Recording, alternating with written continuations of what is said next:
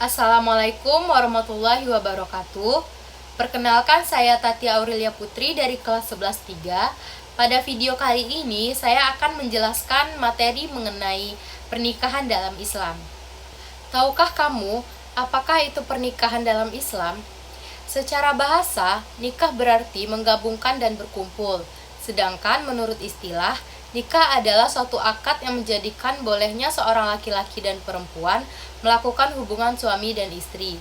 Sementara itu, menurut Undang-Undang Nomor 1 Tahun 1974 menjelaskan bahwa pernikahan adalah ikatan lahir batin antara seorang pria dan seorang wanita sebagai suami istri dengan tujuan membentuk rumah tangga. Jadi, dapat kita simpulkan bahwa pernikahan adalah ikatan lahir batin antara seorang laki-laki dan perempuan untuk hidup bersama dalam suatu rumah tangga melalui akad yang telah dilakukan menurut aturan ajaran agama Islam. Seperti yang sudah tertera dalam dalil nakli tentang pernikahan, yaitu Quran Surat Ar-Rum ayat ke-21, yang artinya, dan di antara tanda-tanda kekuasaannya ialah Dia yang menciptakan untukmu istri-istri dari jenismu sendiri, supaya kamu cenderung dan merasa tentram kepadanya, dan dijadikannya di antaramu rasa kasih dan sayang. Sesungguhnya, pada yang demikian itu benar-benar terdapat tanda-tanda bagi kaum yang berpikir. Lalu, apa tujuan dari pernikahan itu sendiri? Yang pertama, yaitu untuk memperoleh kebahagiaan dan ketenangan hidup. Yang kedua, untuk membina rasa cinta dan kasih sayang. Yang ketiga, untuk memenuhi kebutuhan biologis yang sah dan diridhoi oleh Allah. Yang keempat, melaksanakan perintah Allah Subhanahu wa Ta'ala. Dan yang kelima, untuk memperoleh keturunan yang sah. Menikah bukan hanya untuk sekedar bersenang-senang semata, tetapi benar-benar bertanggung jawab kepada Allah Subhanahu wa Ta'ala. Selanjutnya yaitu tentang hukum pernikahan. Hukum pernikahan di sini ada 5.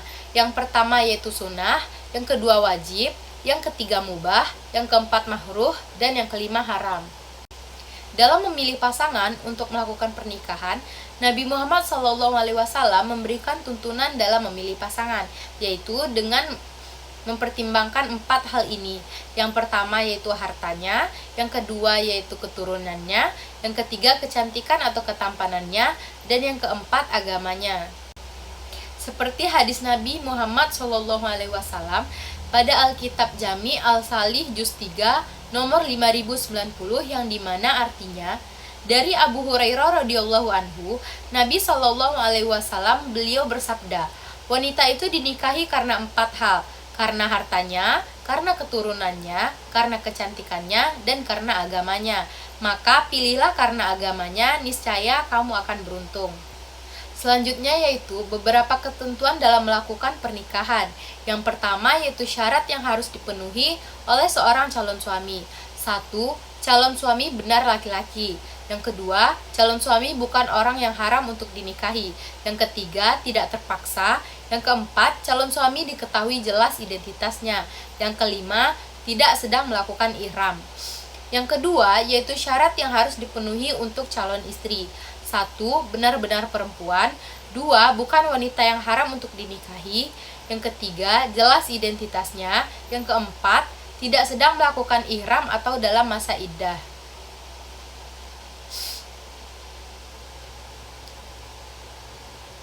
Yang ketiga, itu wali. Dan yang keempat, 2 orang saksi, serta yang terakhir, sigat atau ijab dan kabul.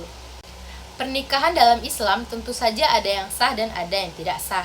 Ada 8 macam contoh pernikahan yang tidak sah, diantaranya pernikahan mut'ah, pernikahan syigar, pernikahan muhalil, pernikahan orang yang sedang ihram, baik itu ihram haji ataupun ihram umroh, serta belum memasuki waktu tahallul.